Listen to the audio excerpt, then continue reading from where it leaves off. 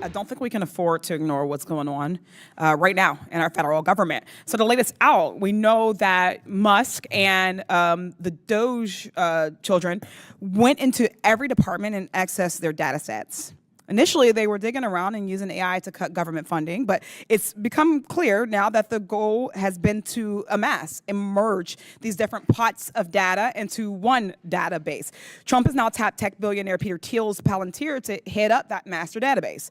We're not talking about just intergovernment memos here in the database. We're talking about Americans' social security numbers, home addresses, credit card numbers, medical diagnoses, and more.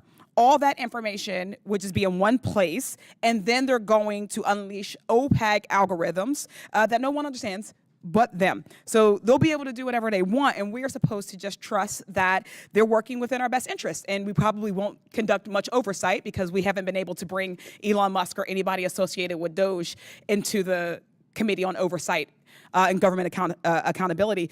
So Mr. Schneier, looking at the immediate risks of this, is there a concern that having all of this information in one place can make it easier to hack or steal?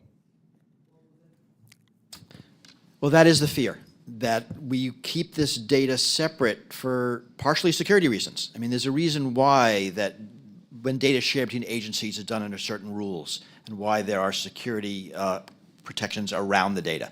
So it's the data being consolidated that is a risk. Also the data leaving the government databases where they were, that's the risk. They're being moved into private companies. They're being used by algorithms. Well, you said no one understands but them. It's actually worse than that. No one understands, including them. These algorithms are opaque, and we don't know the quality of the data. As data is combined, talking about COBOL, a lot of that is how the data is presented and making sure that it's the same across.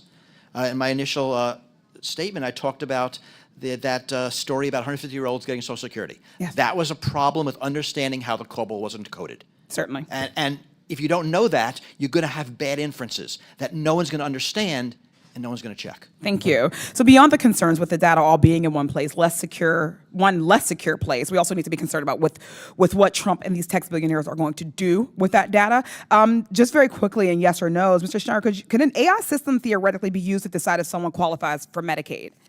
Certainly. How about used to make decisions around veterans' benefits? Yep. Could AI be used to make hiring decisions? It can make any yes or no question you want. You know, thank you for entertaining that. Trump and his administration can take all this collected data and use it to profile people, to make decisions about them, to deny them benefits. And we know from his Twitter rants that he's incapable of being unbiased. Then they're trying to prevent any state-passed guardrails on AI through the provision in the reconciliation bill that you guys unseriously call the big, beautiful bill. That provision would ban any state regulation of AI for 10 years. Our government can't just play loose and fast when it comes to people's personal data and lives. We've already seen the consequences of improperly deployed AI. Michigan had to refund $21 million to residents who were wrongfully accused of unemployment fraud from their AI system. A tenant screening system called Safe Rent was accused of violating their Fair Housing Act, the Fair Housing Act, because their AI algorithm disproportionately scored Black and Hispanic renters lower than white applicants.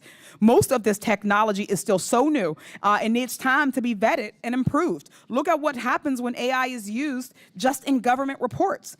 The Make America Healthy Again report cited to multiple studies that didn't exist. Can you imagine if ChatGPT was deciding if you qualify for housing or not?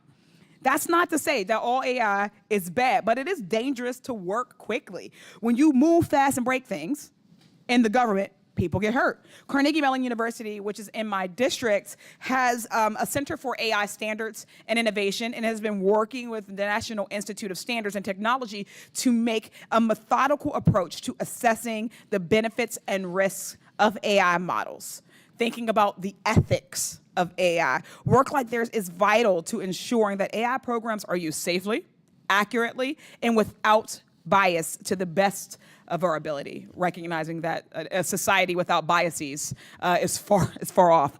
But that is the approach the Trump administration should be taking, not packaging up all of our personal data and handing it over to unvetted tech billionaires. I thank you all for your time, and I yield back.